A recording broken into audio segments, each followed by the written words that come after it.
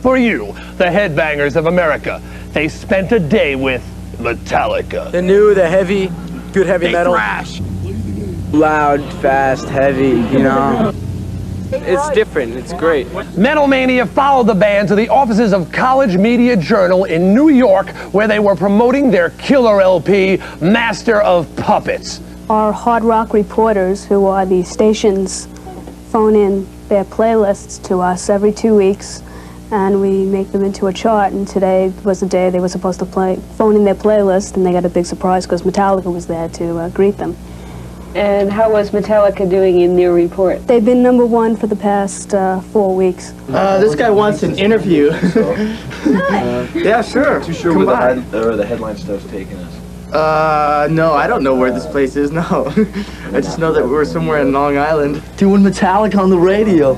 Cool. After a show, you know, we have time for an encore, and you don't really hear any yeah or any boos. You know, it's kind of you know, like, what was that? You know, did you like it? I don't know. Did you like it? You know. We saw the new wave of British metal that was coming out.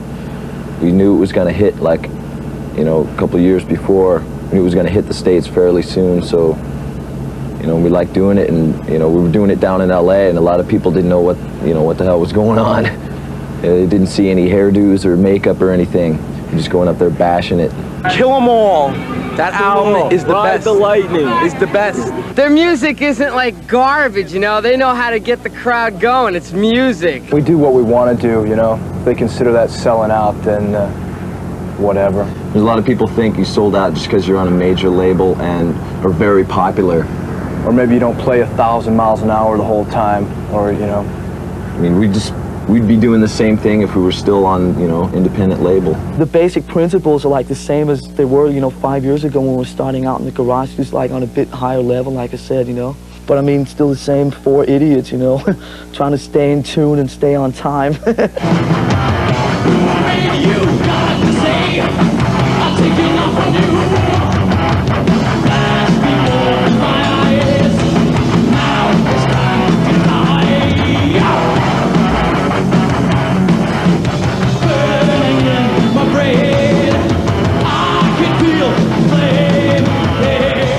They just want to go up there and play. And they want to see the kids get treated well. They sign autographs every night. And they insist on being in touch with the kids, which is why they'll come here to CMJ and answer the phones and talk to the people that play the records and talk to the kids. I mean, it's very important to them that they stay in touch with their fans. They're just like us. They party, everything. They turn it up. They crank up the volume. They just enjoy being themselves.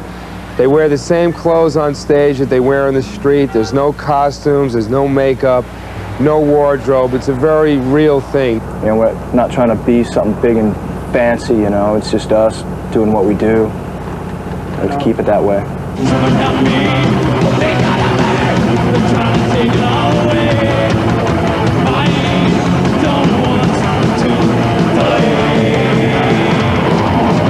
You see, there's only one thrash band around that I know of, and that's Metallica. We're playing tonight at 7:30, and I suggest that everybody gets down here right now to see the best band in the United States of America!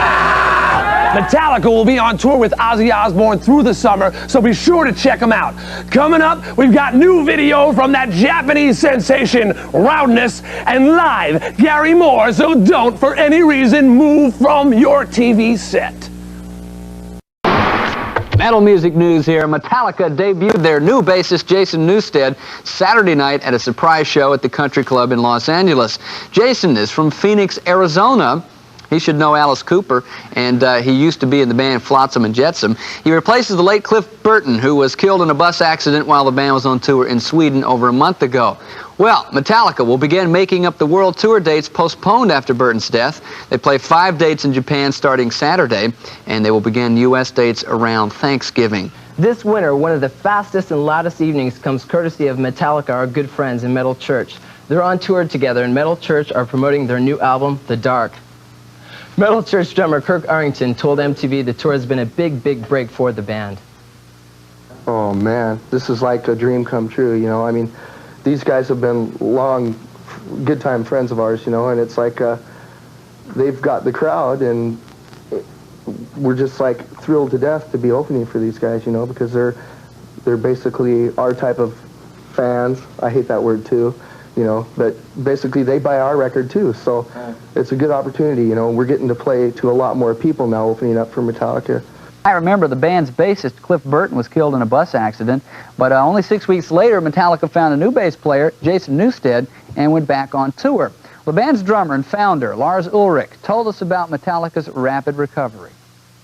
We've just always been about fighting on and sort of carrying on and going against all the sort of obstacles that come in our way. And obviously, we've never encountered anything like this before, but it's like we have to keep going. I think the whole thing has really given us even more incentive and even more of a kick to sort of really do it now, because now obviously we have to do it for Cliff too. Yeah. And it's like, now there's absolutely no stopping us whatsoever. Well, right now Metallica are on tour in Canada. They're going to be back in the States on December the 20th. Metallica didn't get to the top of the speed metal scrap heap by feeling sorry for themselves. This past September, when their bassist Cliff Burton was killed in a bus accident, they got themselves back on the road in just 6 weeks. Drummer Lars Ulrich told us why. Looking back on it now, it's really good that the period of time has been so short, because like the main things that we decided when we met up again, you know, about a week after the accident, was that we wanted to do it as fast as possible, which would sort of shorten the time of us sitting around, you know, feeling sorry for ourselves and moaning and groaning and so forth. Metallica and their new bassist Jason Newstead are currently on tour in Canada. They'll be back in the States on December 20th when they perform in Seattle. For Japan for the very first time, playing 5 successful dates in the land of the rising sun. Guitarists Kirk Hamett and James Hetfield told MTV not only did the audiences take to them, but they gave stuff back too. They run up to us and give us gifts and letters and... real useful gifts. Like Hello Kitty toothbrushes. Yeah, and like socks. Is that a hint?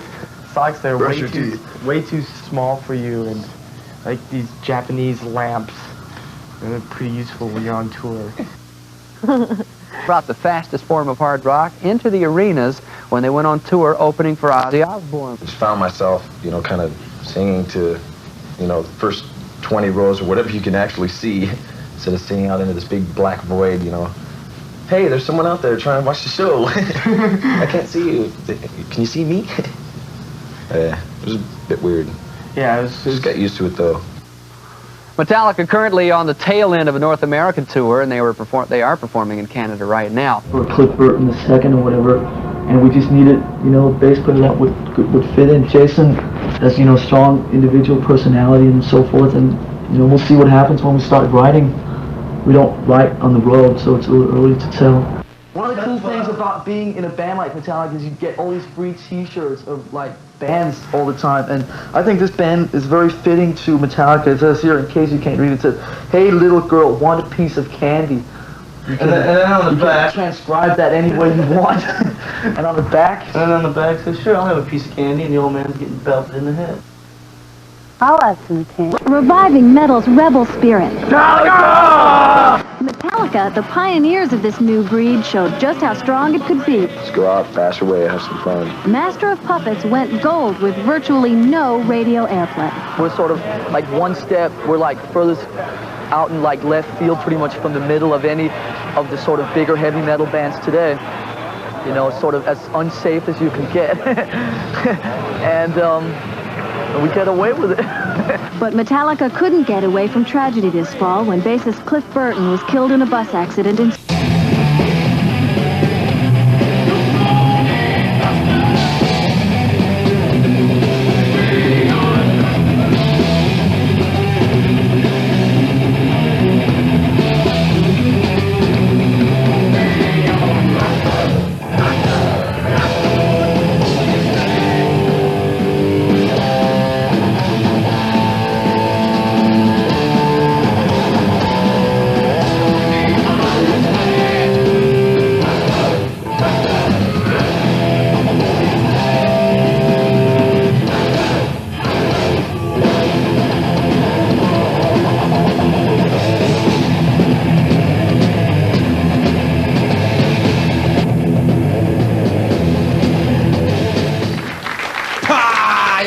してですね、いやーメタリカ本当にですねコンサートすごかったです。まだ見ていない人もいるかもしれません。これは見ておかないととんでもないことになります。これは私が言うから。 Today's metal quiz question: What two items are hanging on the furthest left tombstone on our album Master of Puppets? We're Metallica. And by the way, the two winners get autographed T-shirts and records and cars and houses and airports. Microwave oven. And whatever else you want. Courtesy of the record company. Kirk's phone number. Lars's wig.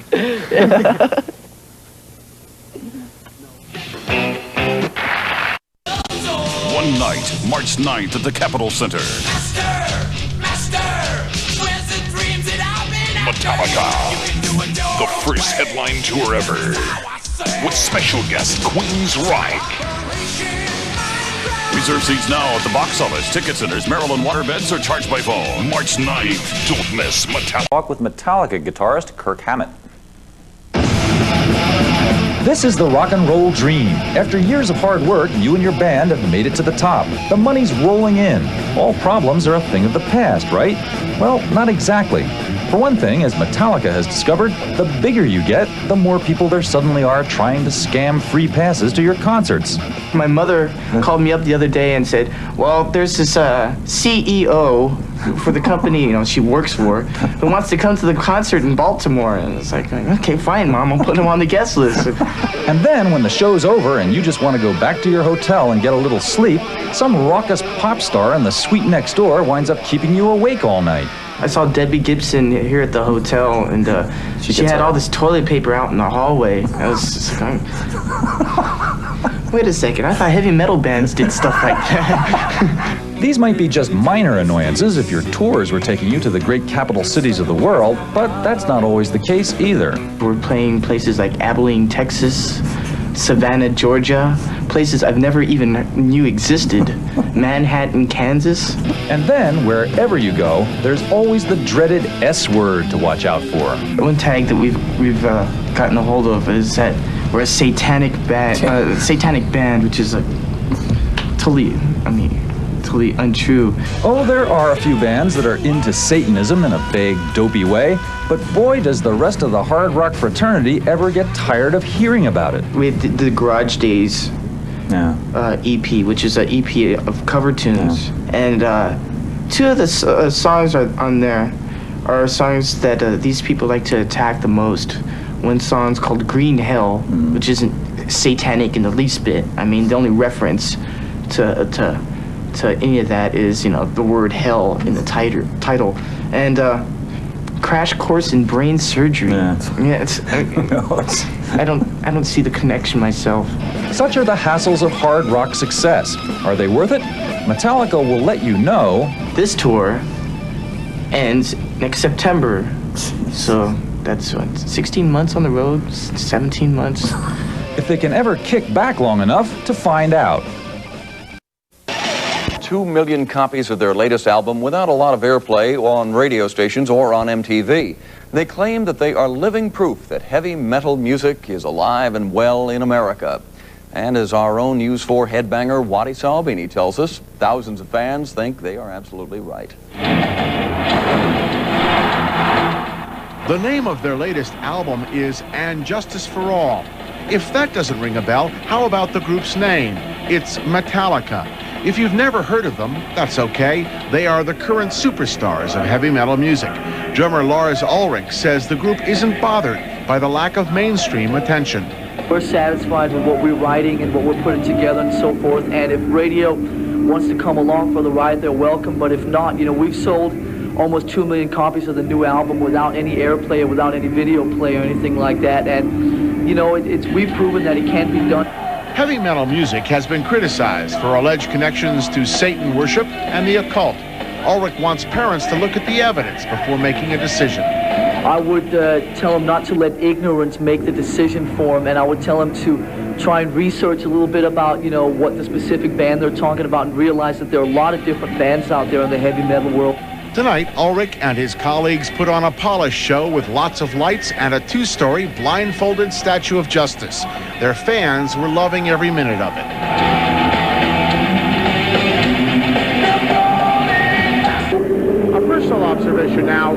allow me, the music is not bad. However, it is a little loud.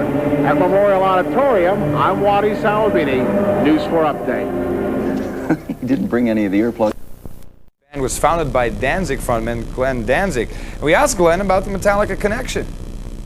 They were always big fans. I met them a long time ago, and they always wanted to do Green Hell.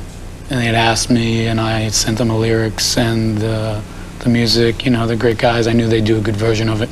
I see these are the good things that are happening in rock and roll and heavy metal these days. Albums, t-shirts, and skateboards. And when he pulled into New York recently to open an exhibit of his unusual work at the Psychedelic Solution Gallery, we were there to welcome him.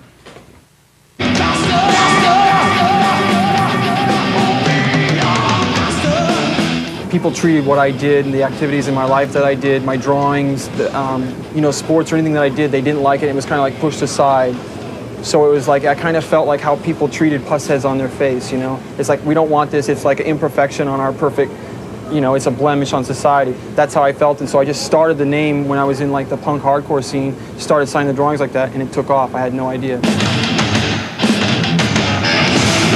What we'll do is we'll come up with a basic idea, we'll talk about it, and then we'll come to him with it, and he'll lay down a sketch on a pad of paper. James, he had this one idea, then I modified a little bit, then I drew it, he came over, looked at the pencils, he says, yeah, hell yeah, that's cool. A lot of it is brutal and violent and morbid and gory also, and you know, it's pretty cool.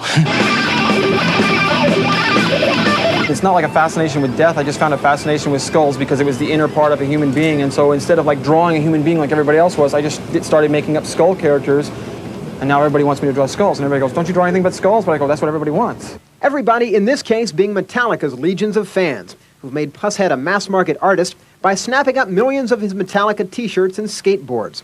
Some fans spend hundreds of dollars at a time on Pushead's wearable art. Does it matter what they look like at all to you? Or? No way, as long as it's Metallica. It doesn't matter. Anything that's got Metallica on it, I'll buy it.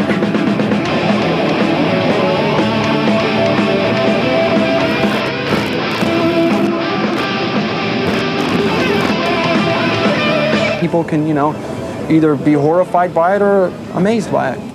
Pushead, only on MTV. Metallica. And then on August 3rd, the largest listening party ever assembled in the history of mankind will take place at Madison Square Garden. Metallica will be playing the album in its entirety for all the fans who want to go out and check it out. That'll be August 3rd at Madison Square Garden. That's going to be a great party. You want to check that out. But now let's get this on. The world premiere video, Metallica, and it's called Enter Sandman. With the band, I was fortunate enough to get a copy of the new record, and here it is. It's huge. It'll be known through history from here and beyond as the Black Metallica album, because it's pretty black, don't you think? But there is like this snake vibe down here in the corner. If you check this out, there's the logo. Now let's flip it over. Whoa, the tracks. Enter Sandman. You've seen that video here on MTV. It's killer. Sad but true. Crushing bass on this song. Holier Than Thou. Holier Than Thou. This thing just crunches. It's got the groove. You wouldn't believe it. Unforgiven. Fade to Black fans. I'll call this Fade to Black Part 2. Wherever I May Roam. Don't Tread on Me. Killer tracks. Through the Never. This is one of my favorite songs on the record. Nothing Else Matters. Can we say ballad? Metalla ballad? First, maybe the last. It's unbelievable. You won't believe it. Listen to it. Of Wolf and Men, The God That Failed. This song, which we documented in the magazine a few months ago, James told us was about his mother, the death of his mother. It's really, really heavy. My Friend of Misery, unbelievable leads by Mr. Kirk Hamett, and The Struggle Within, the final track and a killer track. This record will be out in your stores 9 days from today. And there's a big party going on today in New York City at Madison Square Garden for the release of the Metallica record. 19,000 fans are going to hear the record 9 days before it's released. It's incredible. And all I can say is go out and buy it 9 days from now. Directed by Wayne Isham, who's worked with Bon Jovi and Motley Crue, among others, in the past. Metallica doesn't usually make videos or release singles before their albums, but the band says Enter Sandman warranted both. seems like a good first song for people to hear. It's one of the simpler songs on the record, and it's like a pretty good indication of where our heads are at right now in terms of just wanting to do the more simple, condensed stuff and more simpler. Just a little more, just the groove things going, and it's a pretty cool song. Plus, you know, the lyric thing lends itself to a lot of possibilities in terms of visuals, so that's kind of why we jumped on that track too. Kind of like vertigo, not really knowing what's real and what isn't kind of effect. That's what we wanted to go for.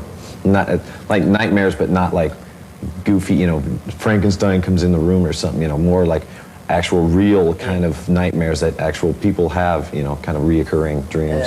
Is the fact that you don't want to make them too direct, so you give the whole song away, and you also just, they're so direct that after you've seen the video once or twice, you know everything there. I mean, it's cool that you have stuff that just kind of makes your mind wander, you know, and that's hopefully what will happen with this video. The whole album will be in stores August 12th. Extreme rock than anything the group has previously attempted. The producer of the album, Bob Rock, is best known for his work with such commercial acts as Bon Jovi, Motley Crue, and The Cult. And when we asked Metallica why they decided to work with Rock, here in the latest installment of our interview of the week is what they told us. I mean, the way I look at it is that he seems to have had this ability with all the records that he's done before, whether it be, you know, the Bon Jovi stuff or The Cult or, you know, what else has he done? You know, he worked on some of those Aerosmith records and stuff where he just seemed to, and also the Motley album, where he just seemed to kind of, with all these bands, make their best album, you know, that seemed to bring some stuff out of these bands that other producers or whatever just maybe really didn't get out of them, like performance and sound-wise and stuff like that. And it just seemed like we felt that we maybe needed somebody to help, you know, pull some of this stuff out of us, or just somebody else to bounce ideas off of, and it just seemed like the right kind of guy to, you know, I mean, Slippery When Wet, no matter what you think of the songs on there, it's a really lively album. It's just, you know, it's a great sounding record, and it just seemed like he had that ability, so we went for it. Lars Ulrich of Metallica. Check out their video at #1 on Most Wanted. Once again, it's Enter Sandman. Thing they've done to date, it even contains that greatest of rarities for a speed metal band, a ballad. We wondered what these guys have been listening to lately, and here's what they told us. The Armored Saint thing's pretty cool, the Metal Church thing, the Mindfunk record's pretty cool. I have a weakness for CC Music Factory. Things that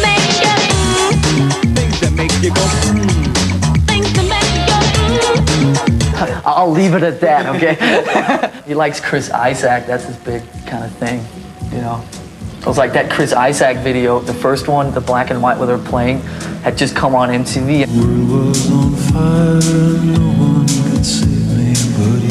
We were just cutting like the last track, and he comes in, and it's like the day after it premiered or something. It's like, why don't you try and play the song with brushes?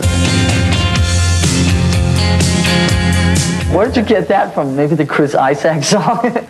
It's like, we all have our little things. DJs have long sampled metal riffs in creating their tracks, and now the speed metal band Anthrax has recruited Public Enemy to cut a remake of PE's Bring the Noise, and Axl Rose has been considering asking the hardcore rap act NWA to open for Guns N' Roses this fall. One metal band that hasn't caught the rap collaboration bug, however, is Metallica. And in the final installment of our interview of the week, drummer Lars Ulrich and guitarist James Hetfield explain why. None of us really, you know, want to go do a solo project or, you know, want to appear on some guy's album or anything. We're really like, it's us and us only. Yeah, I don't know, just sometimes I just question the reasons why things happen, and it's just, sometimes it's just kind of weird. It seems like a lot of times they're ulterior motives. I think, you know, I mean, to be totally honest with you, I think that the Anthrax guys are genuine about what they're doing, because, I mean, I know Scott's been into that kind of stuff for years and years, and all this collaboration stuff and people guesting on each other's records, and I don't know, it gets a little old, kind of. I just wish somebody, I don't know, it just gets a little cheap, kind of slut themselves around, you know.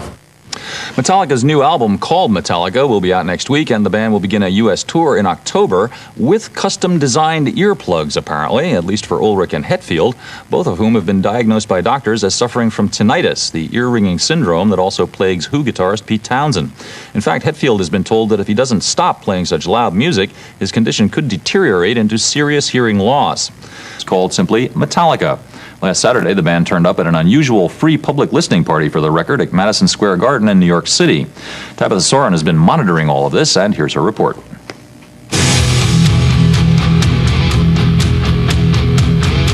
Petaluma is really pretty dead, but they're making Petaluma right now.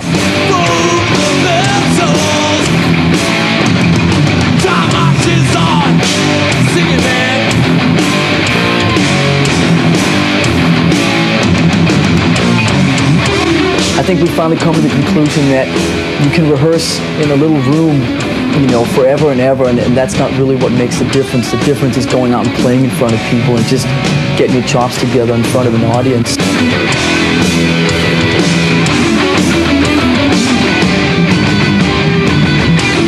This side of us, of just going out and playing to 800 people or 1,000 people like we're doing yesterday and tonight, I mean, that's something that I know we'll never get away from, because it's just something that we like doing so much, just having people like right in your face and the intimacy of the whole thing.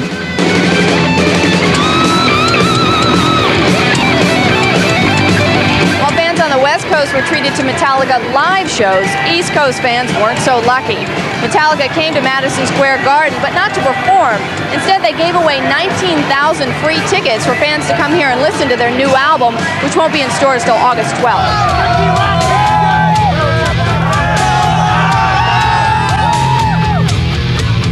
Do you feel ripped off that they're not going to play? Yeah. Wait, I don't. Yeah, definitely. The tickets were free. Usually, listening parties are held so a room full of music business insiders can listen to their new product. But tonight, everyone was invited, and it probably sets a record for being the largest listening party ever. This is a very weird experience, you know, just being in an arena like this, 15,000 people in there or whatever. It's just like, we can't go up and play. We're kind of like walking around here backstage. Well, what do we do now, you know? Have a year. Why didn't you play here? Why didn't you play here? Because you didn't. Okay.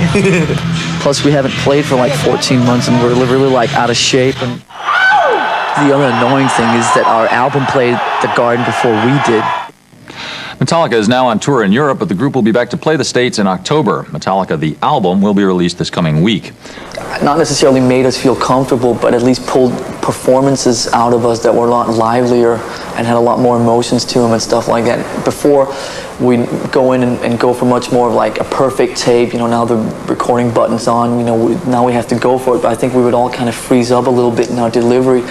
And this time around we went and did many more takes, you know, of each of our instruments and so forth, and just went for performances that had a lot more life and stuff in them, and he really pulled that out of us in a cool way. It seems like the kids over here are now getting a little more subdued when it comes to throwing all the crap that they've, I mean, the mid-'80s, I mean, there was just stuff flying everywhere, just sandwiches and bottles of and other substances, and I remember clearly when we played in '85, there was a whole ham.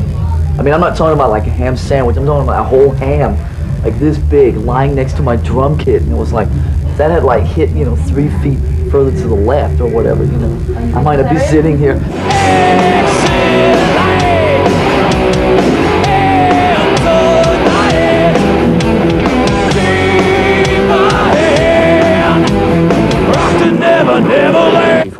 At least now it's kind of like you can realize that you can use videos as a medium just like records, as long as you have total control of them, and then just be careful of you know, how you use them. In the meantime, Color Me Bad are on the way up. They climb up 2 spots to number 3 with CMB. Natalie Cole and Unforgettable dropping out of the top spot for the first time in weeks, which means, of course, we have a brand new #1 album in America. And in case you haven't heard it yet, let me tell you, debuting in the #1 spot, it is Metallica. Their self-titled 5th album, to no one's surprise, enters in the top spot. Hi, Megadeth here as the Headbangers ball continues. Here's a look back at the top skull crushers of the week. Number 5, Megadeth, Go to Hell. Number 4 is Skid Row, Slave to the Grind. Number 3, Motorhead with Angel City. Number 2, Anthrax featuring Public Enemy. And last but not least, number 1 is Metallica, Enter Sandman. Metallica pushed Anthrax out of the #1 spot. Here's Enter Sandman. Lars, you should be happy about that. Now in '92, like a Metallica concert. Why is it so amazing? If you've been to the shows, you're seeing a stage like you've never seen before. It's unbelievable. It's got this thing called the Snake Pit. It's a hole cut out of the middle of the stage where a bunch of kids, lucky kids, and VIPs get to stand in the pit and look out to the audience and be parallel with the band. It's an amazing experience. The kids that get to stand in the pit, are up in the cheapo seats, and the roadies go out before the show and they trade tickets and they bring these kids that didn't have any idea they would be getting this Metallica experience down into the pit. Now, you're going to see some footage, and I snuck my camera in, and I'm sorry, Lars, but I didn't think you would get upset, but I took my camera into the pit and I shot a little bit of footage, and this will just give you a really small taste about what it's like to be right there in the pit. Roll the tape.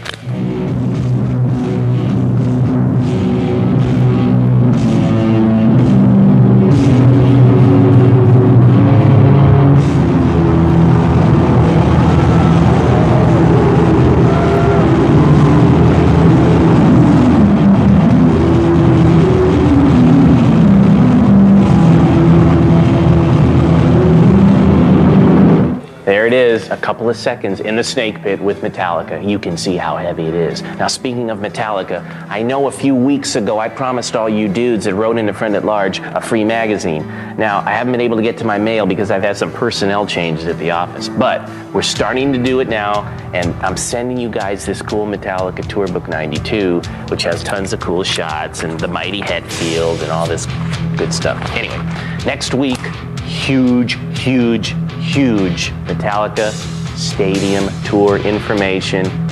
Be here, you'll want to see it. See you, dude! Break.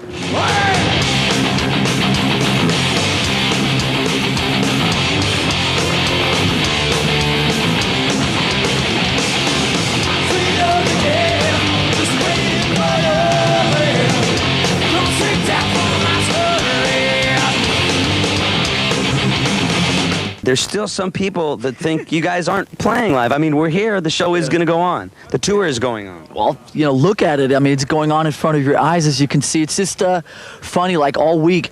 Kids, you know, I did Rockline the other day when hanging out at MTV a couple days ago, and just all week kids come up, you know, well, Axl, you know, this whole thing with St. Louis and blah, blah, blah. Is this thing actually going down? And like I said, I mean, live and direct in the flesh from RFK Stadium. We are here. We've done our sound check.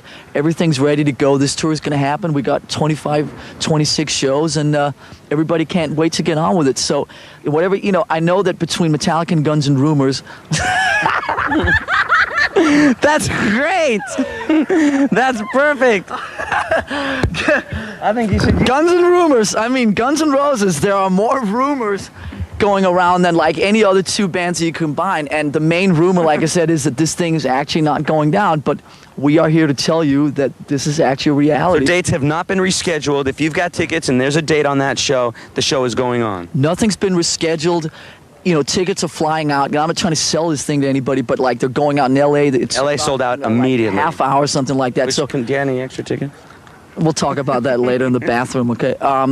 You know, tickets are going on sale. You know, get them quick because they blow out real quick. And this is a reality. Guns N' Roses and Metallica are actually touring the States together. With Faith No More.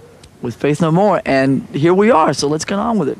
Right on. And we'll be back just to even prove to you at the RFK Stadium in Washington, D.C. with Metallica, Guns N' Roses, and Faith No More. Guns N' Rumors. Guns N' Rumors.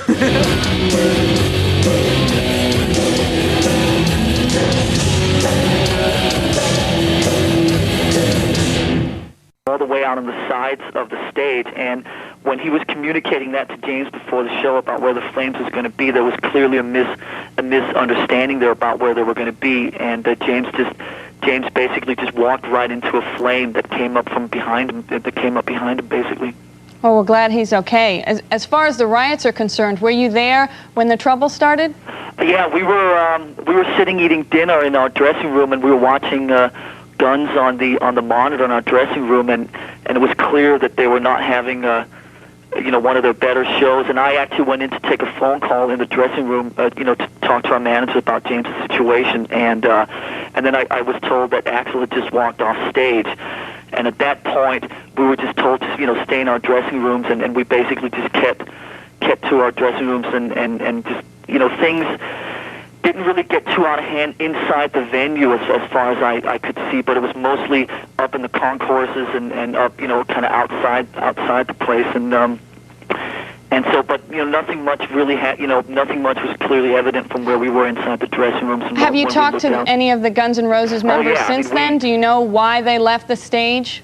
Axl still didn't feel like he was, fully recovered with his throat stuff, and there's been, what we have out here is a combination of our PA and some of their monitors and stuff like that, and it's not been completely right yet for both bands, and Axl just didn't feel like he wanted to keep taking chances with his voice and stuff like that. And they've been going through like monitor guys like right, left, and central for the whole tour, and nobody had really been able to give him what they needed up on stage, and I knew that he had just come to the point where it was too much for him to deal with.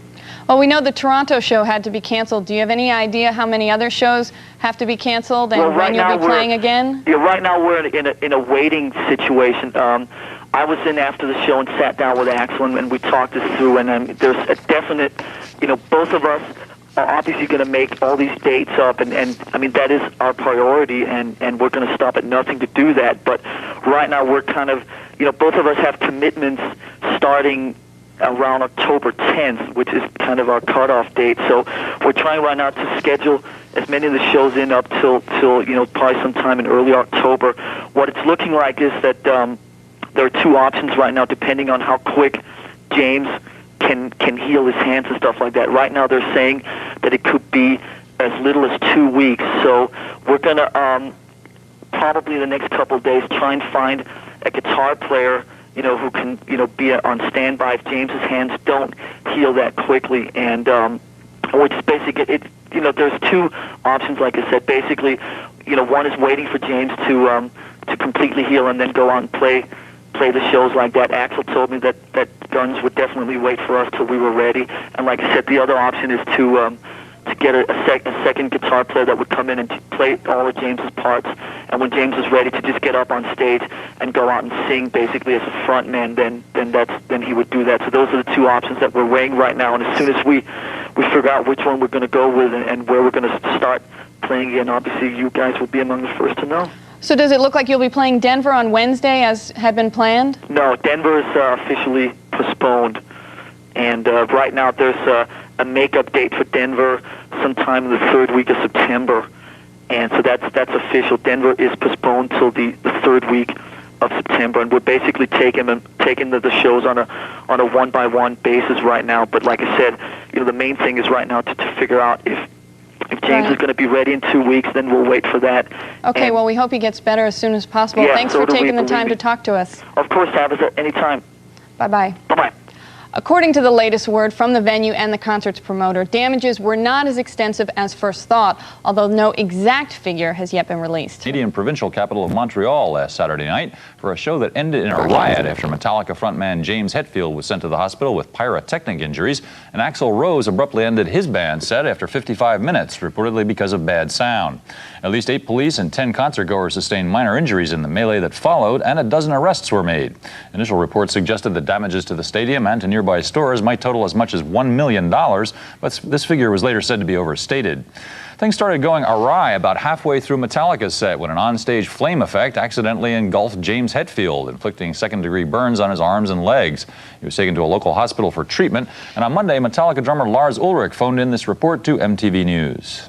James is here in Denver with me, and he's, under the circumstances, doing incredibly well. I mean, it's a miracle. Everybody's saying it's a miracle that he got off, with just burns on his arms and on his hands and a little bit up on his face. But, considering he was pretty much engulfed in flames for about a full second, all the doctors are saying it's a miracle he got off as good as he did. Axl still didn't feel like he was, fully recovered with his throat stuff, and there's been, what we have out here is a combination of our PA and some of their monitors and stuff like that, and it's not been completely right yet for both bands, and Axl just didn't feel like he wanted to keep taking chances with his voice and stuff like that. There's two options basically.